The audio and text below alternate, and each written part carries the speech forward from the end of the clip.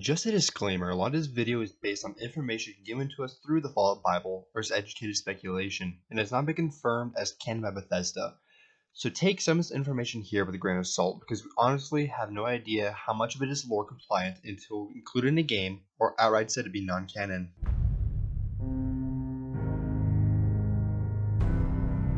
So, we all know how Fallout's world culturally stalled in the 1950s, but technology continued to steadily advance, albeit in a completely retro fashion. With energy inefficient machines, bulky computers, massive gas guzzling cars, and classy diners at every corner. That's better. Now, how can we serve it today? Charbroiled? Diced? Mashed? Wait, what? But like I said, in a retro 1950s fashion, where technology was not miniaturized for one reason or another. Instead, computer mainframes are fucking massive, and your Mr. Handy operates through an intricate and cumbersome array of vacuum tubes and basic circuit boards, controlling all three weapon-wielding appendages and a turbojet. Plainly put, these inefficient technologies required vastly more resources to operate than our real-world counterparts, which has dire consequences in the latter half of the 21st century when essential raw materials such as aluminum, copper, tungsten, and most importantly of all, Bubble improved, or that is, black gold, Texas tea. began drying up across Earth, driving countries to the point of desperation as their states crumbled and invaded their neighbors in a vain attempt to secure the few vital resources left still in their reach, just to fall deeper and deeper into despair. Think Venezuela or Zimbabwe levels of economic ruin, just minus the entire avoidability of both examples, as they expended invaluable resources on wasteful conflicts instead of stabilizing their economies, creating the civil and political strife that engulfs every country in the Fallout universe.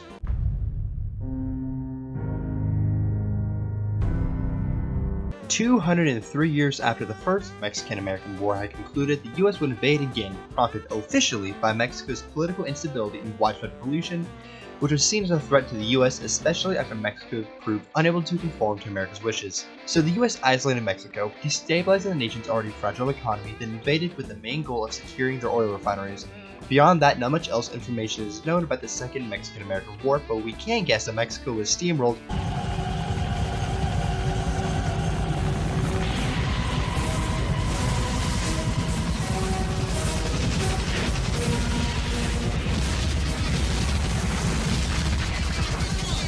then occupied by American soldiers, and possibly made into a satellite state, used exclusively to fuel US industry, which was probably the actual reason why America invaded in the first place. No evidence to corroborate that the last statement exists, but that would be the most logical outcome, since it would ensure a steady supply of oil and minerals are fed into America for a few years at the very least.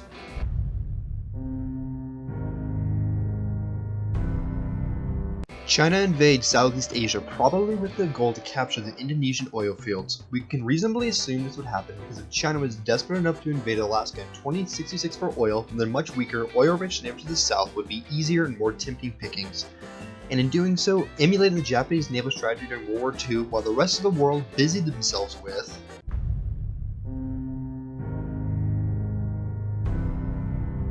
In the spring of 2052, the European Commonwealth attacked the United Arab Coalition, sparking the European Commonwealth-Middle East War, which can pretty much be summed up as Europe plus Israel and the Middle East beating the shit out of each other for 8 years straight. Oh yeah, dog fight!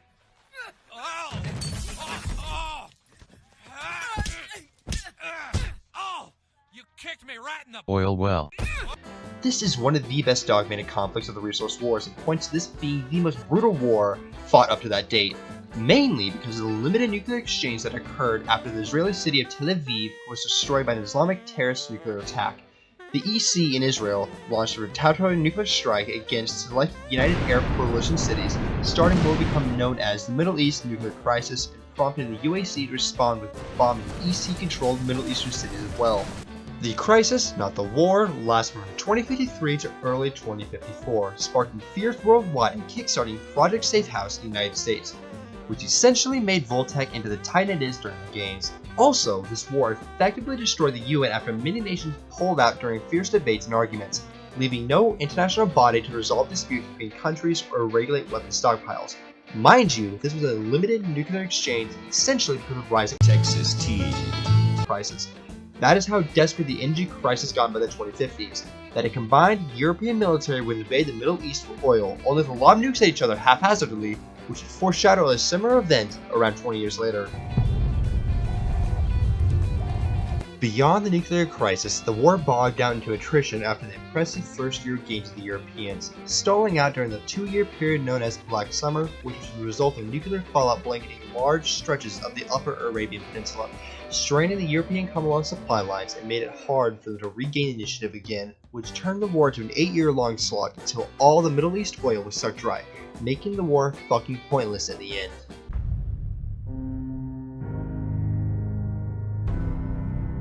America had covertly begun the annexation of Canada in 2059 with the establishment of the Anchorage Front Line and strong-arming Canadian officials into allowing U.S. troops to protect the portions of the pipeline that ran through their country. By 2069, Americans began to think of Canada as Little America and chipped away at Canadian sovereignty little by little by using more and more of the resources for the war effort. But annexation proper nominally began in 2072 when violent anti-American protests erupted across Canada and a sabotage attempt on the Alaskan pipeline by Canadian forces was foiled. General Buzz Babcock, commander of U.S. forces in Canada, cited security concerns as the reason for the invasion and subsequent annexation, stating, "That was the last straw. You know it's been stopping the Reds from going to downtown Tuna? American soldiers, that's what. And now I've got to worry about some Chinese, Alaskan, or otherwise taking out the pipeline? I don't think so. Effective immediately, United States troops are beginning a complete total takeover of Canadian assets and resources. Little America's Oz, let's face it. It always has been." During a press conference, Canadians across the former nation who were still protesting were executed, causing mass civil unrest at home when it was reported on stateside. Simply put, Canadians were treated as second-class citizens at best, enemies at worst by the U.S. military, uses little more than a labor force to manufacture the goods for a war that had seen their nation consumed.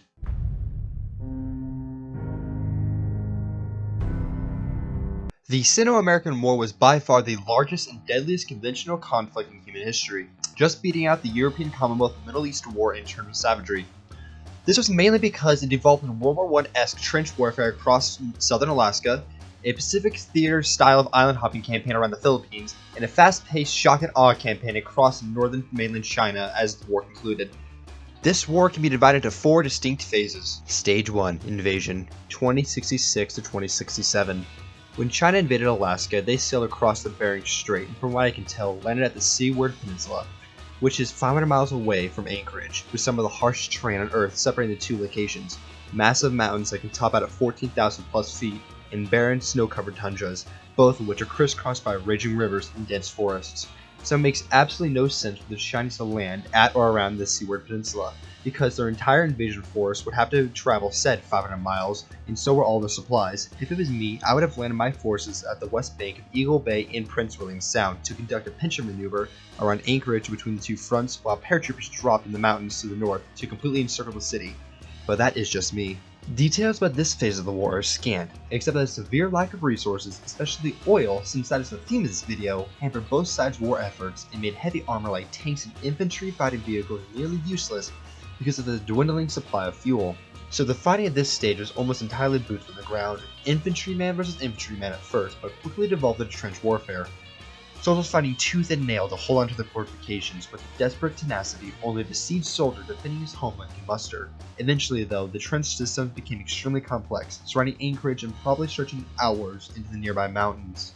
Stage 2, Stabilization and Escalation, 2068 to 2073. By 2068, the front lines had stabilized with the introduction of T-45D suits of power armor, and the battlefield did not change much for the next 5 years. So in the meantime, both sides began to escalate the war in an effort to gain the edge over the other.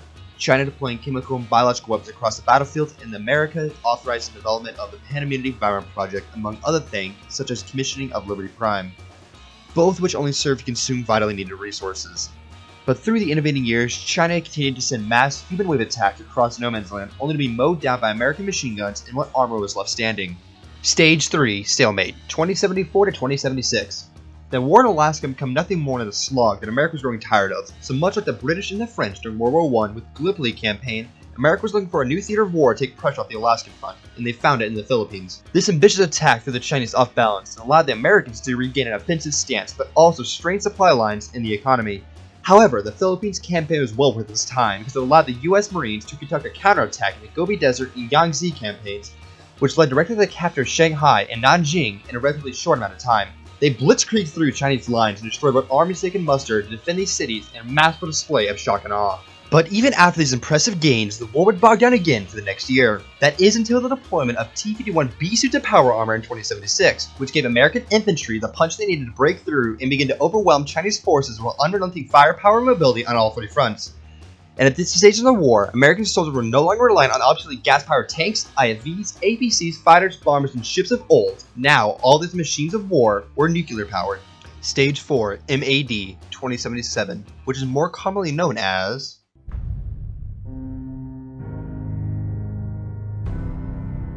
The last day of the Resource Wars at the end of the Old World was on October 23rd, 2077, when a 2-hour-long nuclear conflict nearly wiped the world clean of life and created the wastelands we all know and love today. Nobody knows who fired the first shots. It was most likely China in the last desperate act against America, but theories abound that save its Voltec, fulfilling some morbid prophecy of a nuclear holocaust, or even aliens conducting an experiment that was responsible.